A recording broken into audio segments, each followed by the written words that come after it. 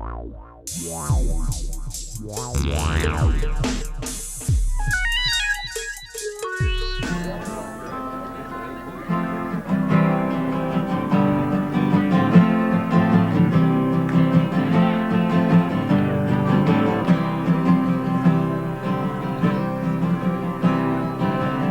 we sit here tonight, as they got their engines fixed, the Sea Shepherd is on its way from Holland, on its way to Key West, on after that going up the Aleutian Islands to confront the Asian driftnet fleets. If you're not familiar with the driftnet situation, a number of countries float 30-mile long nets, about a mile wide, out on the high seas. Kills everything in its path, and the idea is to catch the North American salmon run before it hits the shore. It's going to be really interesting action because the radical environmentalists are teaming up with the fishing industry. After teaming up with the fishing industry, they're going to go down to Costa Rica and harass the fishing industry. Try to cut up a few nets that are catching the dolphins with the tuna. But in the past year, I've had a chance to hang out with a few of the people who sail on the Sea Shepherd, and it's been a real honor, and I'd like to number those people here tonight. They got guts. This is their song.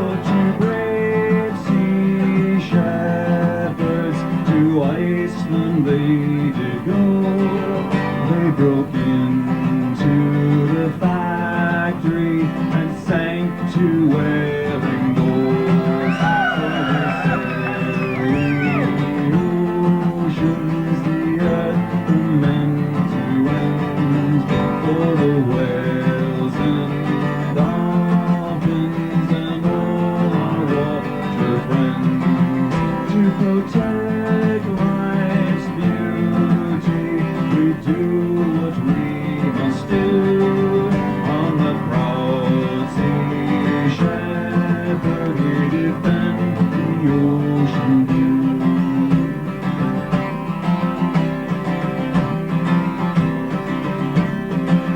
Still the whaling continues, our harbors turn to brown. They slaughter the dolphins, destruction all around. So to all destroyers, this message we do send. When we meet on the high seas, we'll take you on again. So we sail the oceans, the earth from end to end, for the whales and dolphins and all our water friends, to protect life's beauty,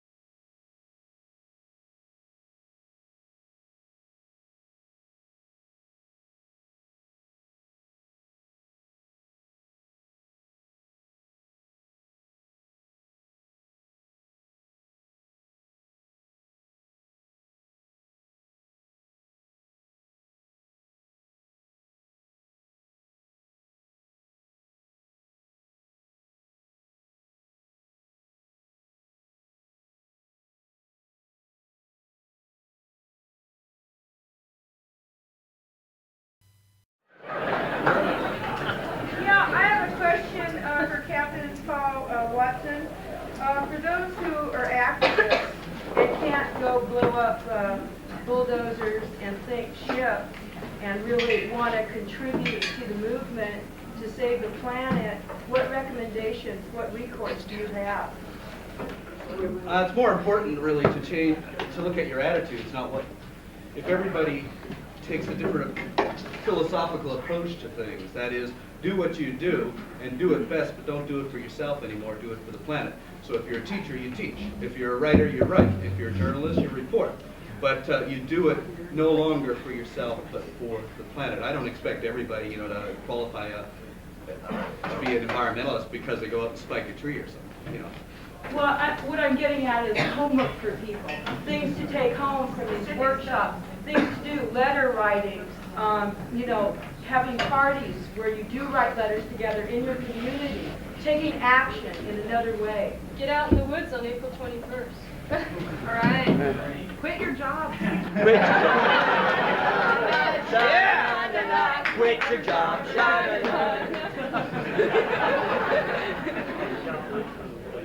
Yeah, I have a question for Captain Watson, but also for anybody else. And this is sort of a devil's advocate kind of question. It's not necessarily an attack, but it's a means and ends question, which I guess everybody thought was an inevitable question. But you can justify violent means towards an end which I think we all agree we want to see as a non-oppressive, non-exploitative, non-sexist, all species encompassed in a peaceful, loving manner where there is no deception, no violent thoughts, no unnecessary killing.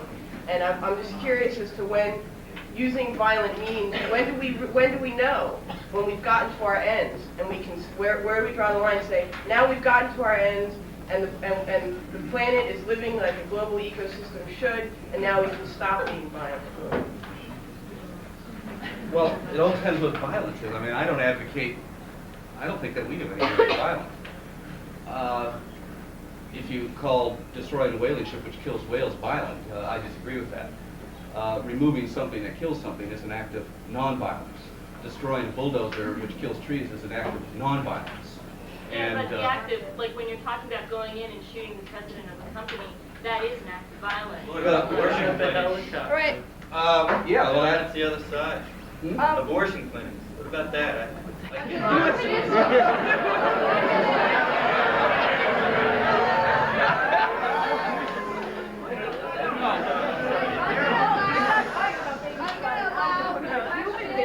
panelists to respond, and I would appreciate that everyone respect that. Thank you. but you have to respond the way you feel. If you feel justified in doing something, if it's considered violent, because you have real reasons for doing it, then I think that is justified in itself. If I was dying of leukemia because of something that the president of Hooker Chemical Company did, I'm going to get it. And but I wouldn't say just go out and get the guy otherwise. It's a very complicated. I like to answer the question. I like to answer the question. The best way to answer it is you do something which is considered violent when it's effective. Okay, Darryl would like to respond to that. Yeah, every time we get into our automobiles, we can commit a horrendous act of violence to the atmosphere. So every one of us here, at the very least, is committing violence every day to the earth. So all of us need to recognize that violence within ourselves. The only people who won't recognize that as violent are people who are anthropocentric, who only see the world in human terms, not in terms of all species. We have it. There's a definition of violence which can be under question, but let's say that we accept a certain amount of violence. A tidal wave coming in, crashing against the coast is violent. A volcano erupting is violent. A lion tearing apart its prey is violent. I don't think that violence in itself is a bad thing. I think we need to make moral judgments. There's a lot of people here who have supported the El Salvador, the FLMN, is that right? FMLN? Okay. Who've supported them in their struggle because they know that the odds are completely against them, and they've used violence against the government, even though we know that violence is wrong. These people have their backs against the wall. So I think that it's a moral decision for people to make. A revolution is not a dinner party. In the corner. One of the reasons is we get involved in civil disobedience, and it's one of the most powerful ways to give issues away, not just to media, not just to the policymakers, but to all the people in the country. And that's why I think civil disobedience actions begin. It's a way to popularize issues. You can't get anybody to form opinions about something until they know that the issues exist. And one of the best ways to do that was initially came about with civil disobedience. There's another way to give issues away that's very powerful. And I'm very excited when I hear you talking about taking the doors off of assembly things or offices. This is a tremendous tool, but there's a way to give that away that's being overlooked that I think we should all think about as a way to popularize a lot of these issues. These little high-tech pieces of equipment are incredible, and I would hope that the next time Rutgers goes and takes somebody's doors off a congressman's office or hijacks a log truck or does something of that you appoint somebody to take one of these with you. And the FBI already does that for you. They don't go to the media with these images. Now there are people in San Francisco. When you show up with images of log tracks being hijacked, myself, I have the contacts of the media that I will make sure these pictures get on the networks. And as a sign of earnest, I have a little 8mm camera I'm going to give the first third person that comes to San Francisco to claim one.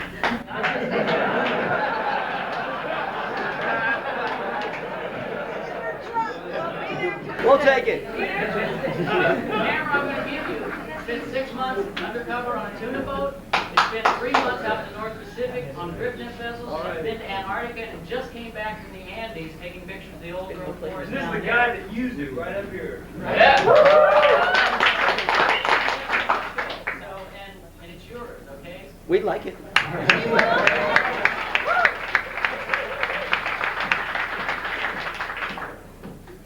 Yeah, I have a question, and I'm trying to work this out in my mind. It's very difficult for me. I'm a fairly radical environmentalist, and I understand how civil disobedience can be justified in saving the environment. I think I believe in that. But what about when the other side uses it, the religious fanatics that are blowing up abortion clinics? I can't believe it. I don't believe that they should be allowed to use that, blowing up abortion clinics, but we are allowed to use civil disobedience, to further our goals. Can somebody up front answer that quantity for me? It's a very difficult question. I have not been able to work that out in my mind. I think it is a difficult question, and my bottom line on that is that it's all right for us to do it. It's not all right for them.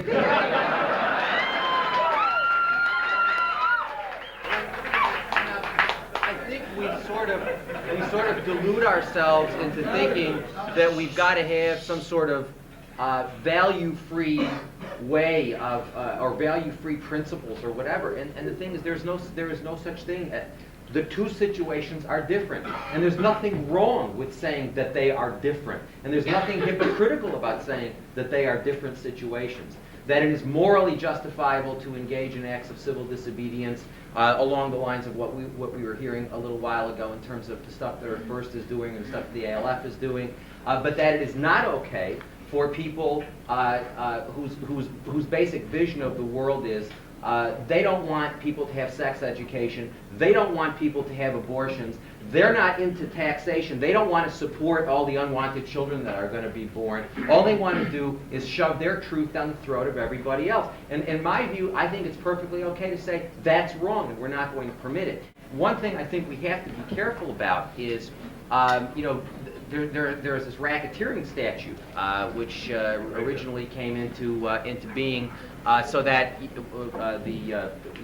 could be used against white-collar criminals.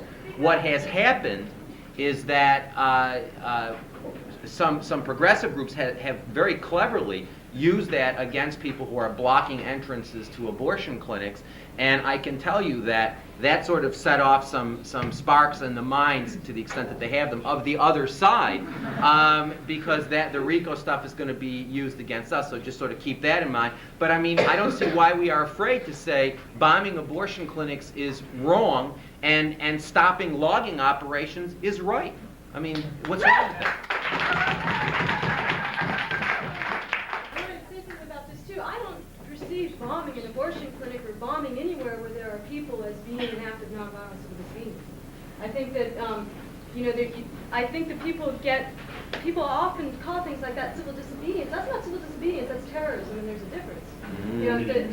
I think there is. I think that an act of nonviolent civil disobedience. I do not commit violence toward any other living being. I do not direct violence toward any other living being. I put myself between what they're trying to do and what they're trying to do it to.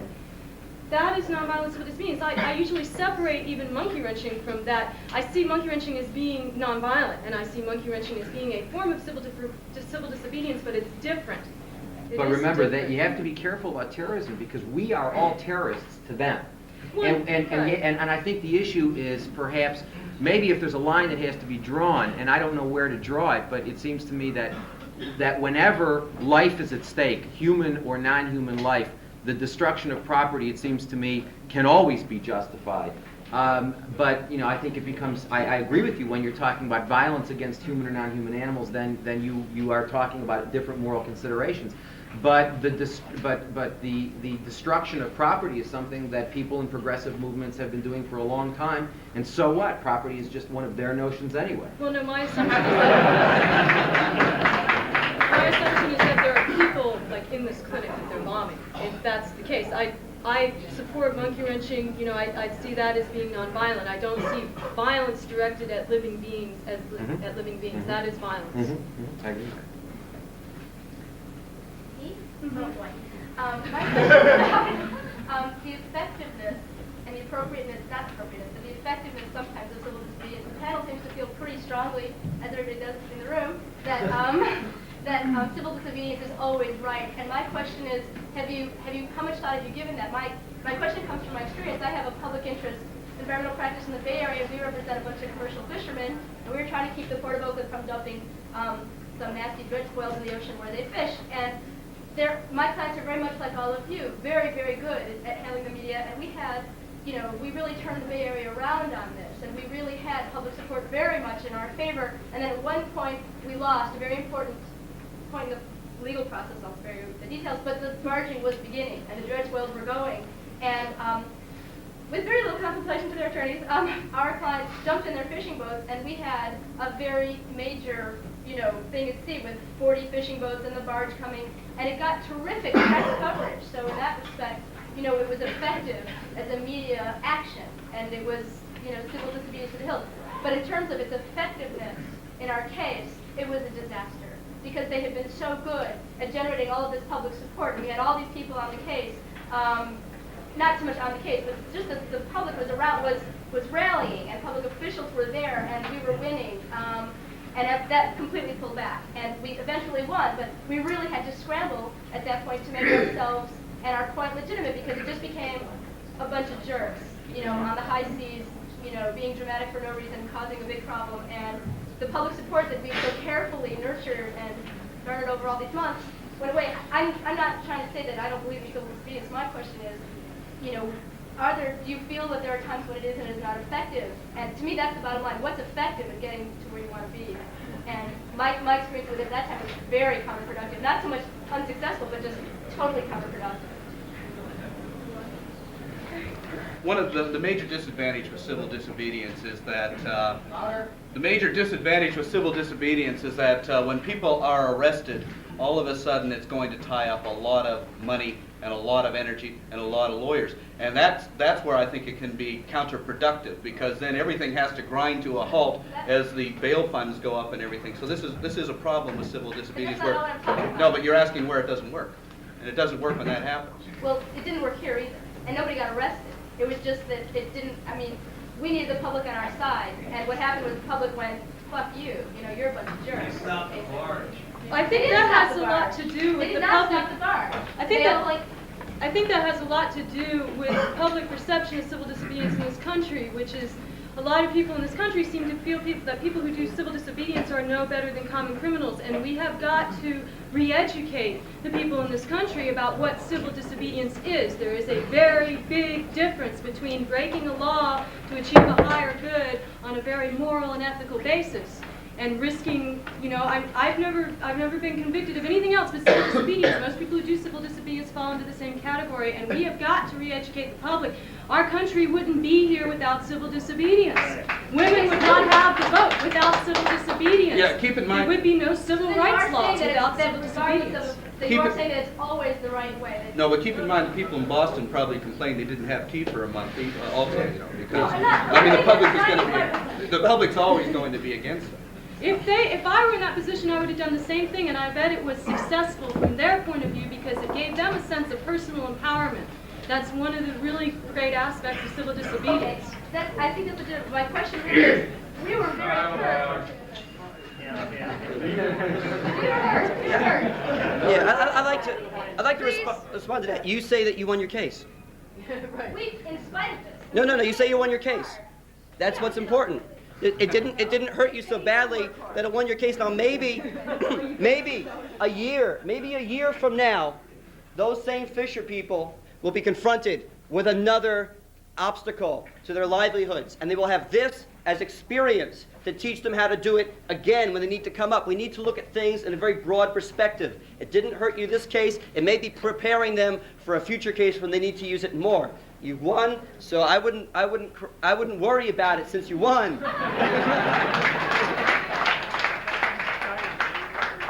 Okay, this will be the last question. I think we're about out of time.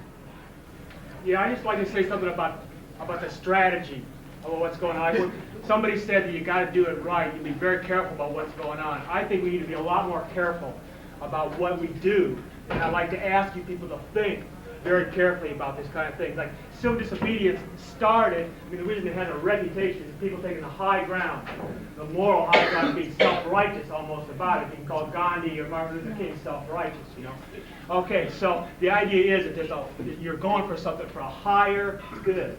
Okay? Now we have a situation right now in the Pacific Northwest where if you do civil disobedience against a timber sale that Mark Hatfield took away from the courts and told the Forest Service to cut it, you are upholding the law of the United States when you do that, which is a lot different than if you do some other things that we get involved with, which is a lot muddier. So I think we have limited resources and limited time. All you people clapping, it's great, but you ain't going to be out there unless you really think what you're going to be doing is effective. And I think we need to think about what the heck is really going to be effective, and we need to do it. And so if we got a situation where we can stand up and say, we are right, we are for the law, and we are for the earth, and this is very clear. It's very clear what we're standing for. It's not always clear, but when it is clear, then we've got to do it. Because this is a war. We are in a serious trip, and we like to be happy, and we like to play songs and get all riled up and feel good, but this is serious business. And so we've got to think, use this little purpose.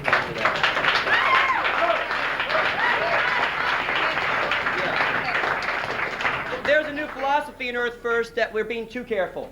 Secrecy is not what we want, because once you start to get secret, then you start to really conspire. We want what we've been doing throughout the movement, East Coast to West, is having open meetings, letting people openly know where we're going, showing that there are no actual organizers to what we're doing. Everybody is going there on their own and picking sites that we can blockade regardless of whether the FBI or the cops know we're there. Now, if I'm going to get busted, or Paul Watson's going to get busted, or Judy Barry's going to get busted, they're going to bust us whether we do it in secret or whether we do it in public. Those are the dues we have to pay when we take this kind of stand. But if we start to get secret, we're going to keep our numbers small. We need to open ourselves up to the public and have open... We need to have a democracy within the environmental movement, not a closed-door policy. Thank you. What do you do when I mean, don't your actions get frustrated by the fact that they find out what you're doing because you're being open about it? No. They will eventually, though. No, because when we blockade a logging road, it's a big old road, and there's a lot of us, and they don't know who's going for it. You just choose an action in which secrecy is irrelevant to the action. I'd like to say one last thing, which is that, you know, we all knew that the old growth movement was going to get to a point someday where we were all going to have to get out there and do something about it. We are at that point. Dress rehearsal is over, people. This is it. This is the moment we've all been waiting for, and we have all, each and every one of us, have to get ourselves out there and everybody else we know out there, or it won't work, and those forests are going to fall. And I don't want to live on a world where there isn't any old growth, Nothing that can happen to me is worse than what's happening to those forests right now. Think about it and get out there. Lead.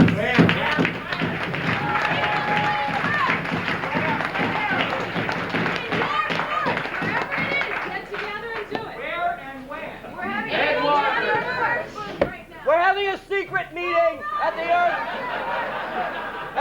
First booth downstairs, 6 o'clock. We are invading the California redwoods. The wrath of the environmental movement shall fall down upon the bastard organization Maxam.